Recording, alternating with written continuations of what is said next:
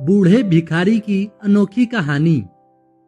हर दिन एक भिखारी दरवाजे के पास आकर भीख मांगता था और घर का मालिक हमेशा घर के बाहर आते ही उसे देखकर फिर जाया करता था। कई बार उसके लिए गालियां भी बकता। वह कहता, तू जिंदा ही क्यों है? पूरी जिंदगी ऐसे ही भीख मांगेगा क्या? धरती का बोझ क्यों बना बैठा है? और कभी कभी उस भिखारी को गुस्से में धक्का भी मार दिया करता था। इतना कुछ हो जाने के बावजूद भिखारी के मुंह से सिर्फ यही निकलता कि भगवान तुम्हारे पापों को माफ करे। एक बार सेठ को धंधे में बड़ा नुकसान होने की खबर मिली। सेठ बहुत परेशान था कि तभी उसके दरवाजे पर वही भिखारी आया। गुस्से में अपना आपा खोते हुए सेठ ने उस भिखारी को पत्थर मार दिया। पत्थर लगने के कारण भिखारी का सर फूट गया और उसके सर से खून बहने लगा। फिर भी दर्द से कहराते हुए भिखारी ने इतना ही कहा, भगवान तुम्हारे पापों को माफ करे। भिखारी वहां से चला गया। सेठ सोच में पड़ गया। भिखारी को पत्थर मारा, फिर भी उसने सिर्फ प्रार्थना की। सेठ का गुस्सा शांत हुआ। सेठ का मन शांत हुआ। भिखारी का रहस्य जानने के लिए सेठ ने भिखारी का पीछा करना शुरू कर दिया। भिखारी जहां जहां जाता सेठ उसके पीछे जाता। सेठ ने देखा कि कोई उसको खाना नहीं देता, कोई उसको मारता, कोई अपमानित करता तो कोई गाली देता। लोग भिखारी के पास चाहे जैसे व्यवहार करते, लेकिन भिखारी सबके लिए एक ही प्रार्थना करता, भगवान तुम्हारे पाप माफ करे। अब रात होने को आई थी। भिखारी अपने घर जाने के लिए लौटा। वह अपने घर पहुंच गया, लेकिन सेठ अब भी उसका पीछा कर रहा था। एक पुरानी टूटी हुई खटिया पर एक बूढ़ी औरत लेटी हुई थी। काफी कमजोर और बीमार लग रही थी। वह भिखारी की पत्नी थी। अपने पति को वापस आते देख वह खाट से उठ खड़ी हुई। पत्नी ने अपने पति के भीख वाले कटोरे में देखा, उसमें सिर्फ आधी बासी रोटी थी। उसे देखकर वह बोली, आज बस इतना ही मिला? और हाँ, आपके सिर से खून निकल रहा है, यह चोट कैसे लगी? बूढ़ा भिखारी बोला, आज बस इतना ही मिला है, किसी ने कुछ नहीं दिया।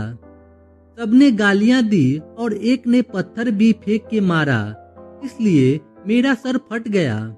एक गहरी ठंडी सांस लेकर बूढ़ा भिखारी फिर से बोला, यह मेरे ही पापों का फल है। तुम्हें याद है कुछ सालों पहले हम कितने अमीर हुआ करते थे? क्या कुछ नहीं था हमारे पास? हमारे पास हर चीज जरूरत से ज्यादा थी, लेकिन हमने कभी दान नहीं किया। और उससे भी बुरा हमने उस अंधे भिखारी के साथ किया जो हमारे द्वार पर भीख मांगने के लिए आया करता था। बूढ़ी पत्नी की आंखों में आंसू आ गए।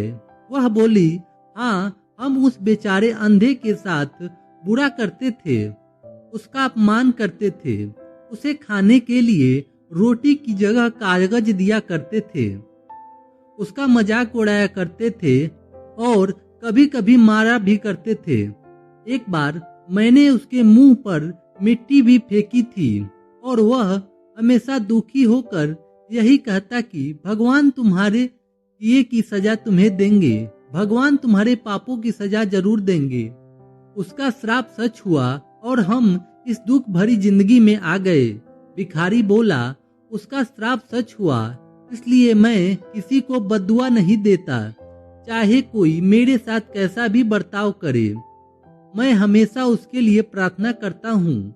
मैं नहीं चाहता कि कोई भी हमारे जैसी जिंदगी का अनुभव करे, किसी को भी हमारे जैसे दुखों का सामना करना पड़े। वह नहीं जानते कि वह कितना बड़ा पाप कर रहे हैं, इसलिए अनजाने में हुए पाप की ऐसी सजा किसी को भी न मिले, मैं नहीं चाहता।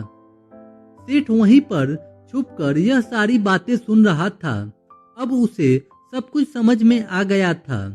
भिखारी और उसकी पत्नी ने आधी रोटी मिल बांटकर खाई और भगवान को धन्यवाद देकर सो गए।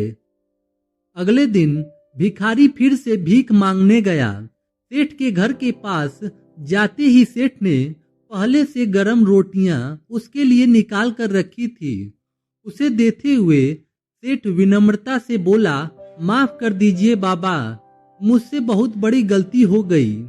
बूढ़ा भिखारी बोला, भगवान तेरा भला करे। इतना कहकर वह आगे निकल गया। इस कहानी से जो सीख लेने लायक है यह बड़ी ही सिंपल है। एक आदमी चाहे किसी के बारे में बुरा कहे या भला करे, लेकिन भगवान सिर्फ कर्म के हिसाब से उसको फल देता है। क्या हुआ अगर भगवान नहीं दिखता है, लेकिन यह बात बिल्कुल सच है कि उसके खाते में सबका हिसाब बहुत पक्का होता है। इसलिए जब किसी के लिए कुछ भी करो तो अच्छा ही करो। अगर आपको यह कहानी जरा भी पसंद आई हो तो इस वीडियो को लाइक और चैनल को सब्सक्राइब जरूर करें।